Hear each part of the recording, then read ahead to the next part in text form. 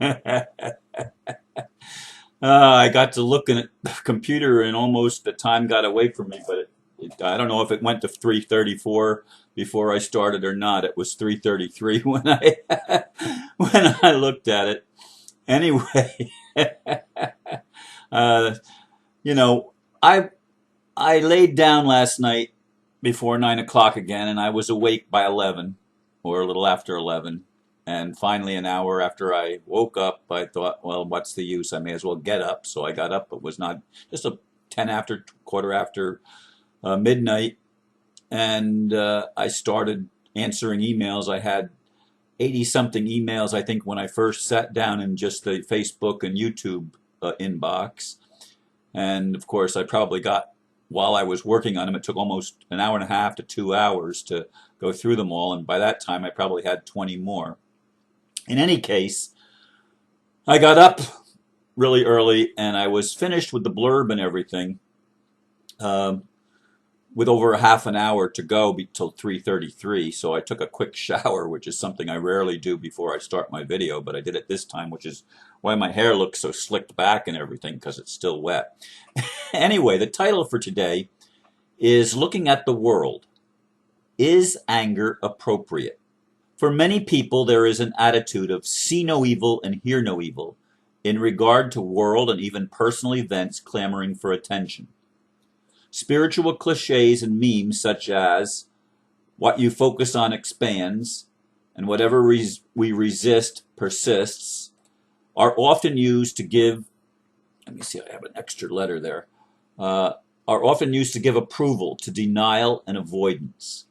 One comment from a YouTube subscriber was especially good. Quote, these teachings just disempower us, make us compliant, and encourage us to bury our heads in the sand, in my opinion. It's New Age baloney designed to lobotomize us. End quote. Is this behavior healthy? This is a subject I want to explore in today's video, although it is not the topic I intended when I got out of bed. Other comments led to a change of mind. I hope others are also willing to change their minds, and that we will find it in our hearts to heal the wounds we've all experienced just living in a world that is so insane. Without healing, I do not believe we will ever experience peace on earth. I made a comment on one of those things where people were talking about anger being bad. You know, we've got to be careful not to be angry. And of course, if you heard my video that I did at midnight on New Year's Day, which was the video I think that was listed for this day after New Year's, January 2nd. But in any case, if you listen to that video, I was angry. And I was not holding back my rage and my anger at what I was seeing. And many people liked that. Some did not. And they were the ones that were warning about, be careful, Ron. You mustn't be angry because angry isn't spiritual. How many of you have heard that? I've heard it from a lot of my friends. My community is basically an anti-anger community or an anti-negative emotion community. It's focus on the positive, focus on what you want. It's all the Abraham teachings and the Course in Miracles teachings that permeate the culture, the spiritual culture in which I have been involved for so long. But here's what I wrote in response to that first comment, and I actually shared it in several other threads and made its own thread on the subject, which is why I could not find the comment that I was looking for when the time was moving on me. Here's what I wrote. Anger is a natural emotion resulting from abuse, injustice, and being a witness or victim of violations of natural law. Do no harm. Anger is not the problem in our world. Lack of appropriate anger is a problem. Repression of anger is a problem. Social non-acceptance of anger is a problem. Yes, anger, when it leads to violence, is a problem. Though the problem, again, is not the anger itself, but the way it is expressed. I spent over 20 years doing and assisting emotional healing workshops, beginning as a participant and becoming a co-facilitator. Showing people healthy ways to express anger and rage while encouraging its release was a central part of the workshops. I saw many miracles, many lives transformed. Why? Because clearing out the anger through expression and words opened the doors inside the individual for greater self-discovery. The healing of the wounded inner child would begin in a more powerful manner as that part of the soul was recognized and acknowledged. Always, always, the emphasis that accompanied the release was the expression of love that would follow. Under the anger is love. Releasing the anger opened the heart. Unacknowledged anger in human society is at the root of violence. We need to be encouraged to confront our so-called negative feelings honestly and with unconditional love. That is, no judgment. In most spiritual circles, this is never permitted. Anger is labeled as a villain to be denied, avoided, and shamed. This is grossly unhealthy, and it becomes the breeding ground for sociopathy and psychopathy. The repressed shadow inevitably leads to manifestation of antisocial and destructive behavior. We have created entire subcultures within society where psychopathy is the norm. One of these we call the Cabal, which is criminality wearing a mask of respectability. However, there is nothing respectable about it. The crimes have become so horrendous that humanity must find a way to express and challenge the horror and terror being foisted upon us by those insane souls that wield an unacceptable amount of power through force. They become rulers, not leaders. To turn a blind eye and deaf ear is not a solution, but simply acquiescence. Of course, that leads to greater and greater atrocities. Have we had enough yet? Anger can be totally fear motivated when we are shamed for feeling it. But it can also be love motivated when we are given permission to tell the truth. We've witnessed the former. I think it's time to witness the latter by embracing our angry self and letting that innocent part of us that was deeply wounded finally heal. There were lots of positive comments in the short time that appeared, and I wish I could have found the one comment that I wanted to read, but I don't have time to really look at it now, look for it. You have no idea when you go into, I have several inboxes, but just the one for YouTube and Facebook is enormous. That's the biggest one by far. And it would take forever to find things because they don't have the search features and stuff like that that I have with my regular email client, my Thunderbird account. In any case, this is a subject that we really need to pay attention to. We really need to look at this because there is permeating our culture, especially the spiritual culture that I'm so familiar with. There are memes, like I expressed, what you focus on expands, what you resist, what we resist persists. These memes, though they may be possibly well-intentioned by some people, are dark memes. They are memes they are cliches that encourage us to not heal. The writer that said they disempower us was right on. They make us compliant and encourage us to bury our heads in the sand or up our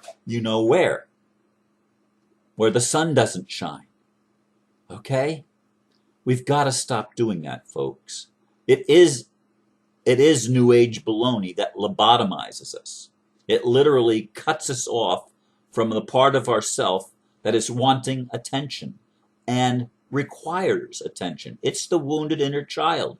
It's the part of us that has suffered just by coming into a world that is so sick, that is so criminally insane. I mean, this is I mean, when Dr. Hugh Lin went into the psychiatric center in Hawaii and he began to do the Ho'oponopono, I mean, it was an institution for the mentally insane. We live on a planet run by the mentally insane. I mean, the Cabal are mentally insane people. What positions do they hold? These are people that are so wounded, they try to protect themselves by uh, attaining so much power and so much control that they think that that will protect them from ever being wounded again. And even in the families of these people, oftentimes, especially the higher up ones, I mean, they have ritual abuse of their children to harden their hearts and sear their consciences so that they become the psychopathic people that rise to the top of our institutions, like our banks and our corporations and our governments and our all of the aspects of our society that produce human slavery. We need to look at this. If you understand the nature of the beast that is in control of the world, and you're not angry, there's something wrong. There's something seriously wrong with you, because this is so out of the norm. It's so out of whack. It's so criminal that to allow it, to even think to allow it, to turn your head, to close your ears and not want to hear. I mean, this is psychopathy information when you purposefully ignore. That's what the ambassador talks about in the war on ignorance. We've got to stop ignoring the problem. We've got to call it what it is. We have to acknowledge the pain that we feel deep in our souls, because we were not created to be tyrants. We were not created to be psychopaths. That is something that is a learned result of abuse. And we have suffered abuse at the hands of our governments, at the hands of our corporations and other institutions. We have suffered abuse for too long already. Have we had enough yet? Was the question that I asked. Have we had enough pain and suffering? Are we going to do something about it? Anger is the appropriate response, but how are we going to channel our anger? Are we going to channel it by killing, or by beating someone up, or by other types of abusive responses? Or are we going to learn just to express it? We must get it out. We must express it. We must release it, and we release through words, through expression, through volume. That's how we release these pent-up feelings that are natural to us and appropriate for us in the situation we find ourselves. In a situation of living in a world that is sick. And we are part of the sickness. It is our sickness. And we need to re-examine the principles that were given, like what you focus on expands. No, what you focus on, what you're shining light on, shrivels. When you focus on somebody that's doing something wrong, when you shine the spotlight on them and you're focusing attention on them, they're going to want to get out of the way. They're going to want to find some place to hide and get in a corner and make the light go away, turn it off. I can't stand it. That's what focusing does. It's wrong to say what you focus on expands, because the exact opposite is the truth. It's one of the psychopathic lies that we are told and taught in our modern spirituality that we call New Age spirituality or New Thought. And whatever we resist persists. No! When we start saying no, the person who is attacking us, if we say it loud enough and with enough force, it stops them dead in their tracks. I mean, I've heard story after story of real life stories of people that manage to stand in their power and say no. Just the simple word no with volume. With volume. That means loud. That means screaming it.